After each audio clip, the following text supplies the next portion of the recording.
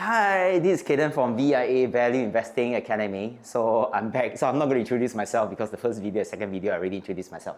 But by the way, just to let you know that all the videos are taken within my office, and the entire place is really brightly colored with various colors, and I have lots of toys. And right behind me, I have this Superman that I bought, which is quite expensive, and the reason why is these are like my assets, but they don't produce income. So if I put this back home, my wife is going to scold me. So the only place that I can put is inside my office. Yeah. So other than this, I have a lot of stuff. I have a Stormtrooper over there. Yeah, and many. And I have a Captain America shield, which is right at the back. So I really hope that one day he will just visit this humble place of mine.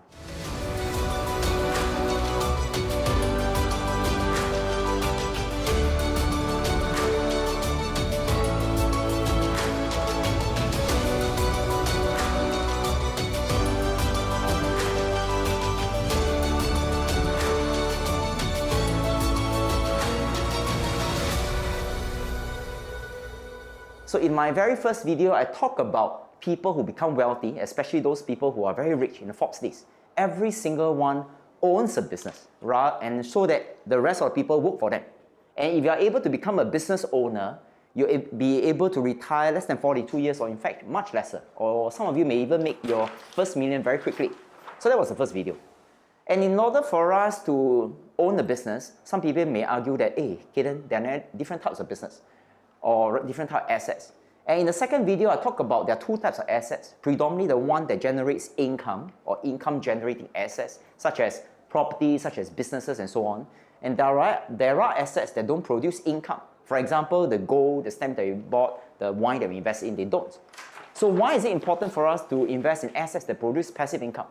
The moment we are able to invest in assets that produce passive income, and the moment this passive income is greater than expenses, then we become financially free. Not only that, in order for us to be richer, we can always use the passive income that we have, save a portion of it, deploy more, buy more assets, buy more properties and so on, so that these assets, time goes, get bigger and bigger. And this passive income is going to get more and more, while this one stays the same.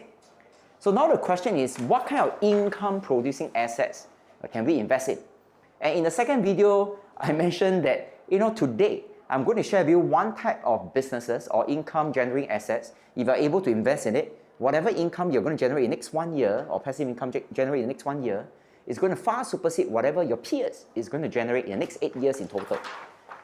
And this income generating assets or business that I'm going to share with you today is called ETF, or sometimes people call it exchange traded funds.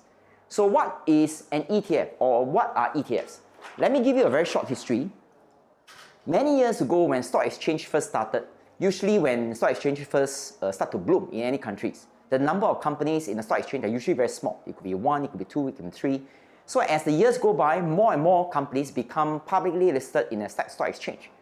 So years back, academics wanted to have a feel of, are the share price of this public listed company, are they predominantly going up or going down? So in order for them to do it, what they do is they take the stock price of very big companies. For example, they may take 30 companies, they may take 500 companies, and they take every of this stock price and then they average it out. When they average out, there's only one number. Now, if this average number goes up, that means predominantly most of the stock prices are going up. If this stock price go down, then predominantly most of the share prices are going down. So when the share prices go up, represented by this average number, people call it a bullish or a bullish run. And why they call it bullish? Because bulls has 2 horns, and the horns point upwards. So when they want to kill a prey, they will hook their hooks upwards. So it's bullish. On the other hand, when the share prices are going down, they use another term, and it's called bearish. Why? Because the bear, when they want to kill an animal, the hand goes this way, up to down. So have you come across a bear that goes this way? No, it's go this way. So it's bearish. So bullish and it's bearish. So they decided to give a name to this average number. So what's the name of this average number? They call it an index. So if the index goes up, it's bullish. If the index goes down, it's bearish. But unfortunately, you cannot invest in an index because the index is just for an academic purpose. It's just an average number to give you a feel whether it's going up or going down.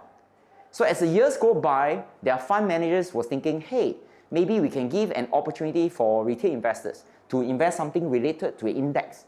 So they start a fund that mirrors after this index, and they call it an index fund. So you can invest in an index fund, but you cannot invest in an index. Now, which means that let's say the index has Apple, the company called Apple, and this index has 2% of Apple. So then this index fund will have 2% of Apple. So if this fund has, let's say, SIA in it, and this SIA is 1%, takes out 1% of the entire index, then this index fund will have 1% of this SIA. Which means if this index goes up, the stock price of this index fund will also go up because they mirrors after each other. And if this index goes down, the index fund also goes down because it mirrors after this index. So sometimes, other than call it an index fund, they decided to give another name.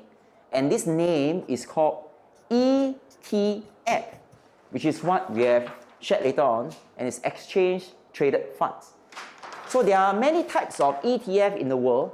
In Singapore, the most common one is STI ETF. STI stands for Straits Times Index. And in this Straits Times Index itself, there are 30 blue chip companies or big companies. So this STI ETF will mirror after this STI, Straits Times Index. When STI goes up, STI ETF goes up. And the next type of index, which is in the US, for example, is S&P 500. Now give a guess. From the index alone, how many companies does this S&P 500 represent? Yeah, you're right. It's 500 companies. That's why it's called S&P 500. So remember, you cannot invest in S&P 500, but you can invest in S&P 500 index fund. And of course, there are other index funds as well. There's a Nikkei 225. Give a guess, which country? Japan. And there's also this Hang Seng Index. Which country? Hong Kong. So right now, after understanding that, oh, there's this index and this index fund. So is index fund really that good? And if it's really that good, how do you invest in an index fund? So, in the next video, I'm going to share with you how you can set up an autopilot mechanism so that you can invest in this index fund. Such that, back to the very beginning, whatever passive income you're going to generate in the next 1 year is going to far supersede whatever your friends is going to generate in the next 8 years in total. So I want you to keep a lookout for my next email where I'm going to give you the link again. Click on it and watch the next video on how you can invest in this index fund immediately. So this is Kaden Chang from VIA Value Investing Academy. So I shall see you soon. Okay, goodbye.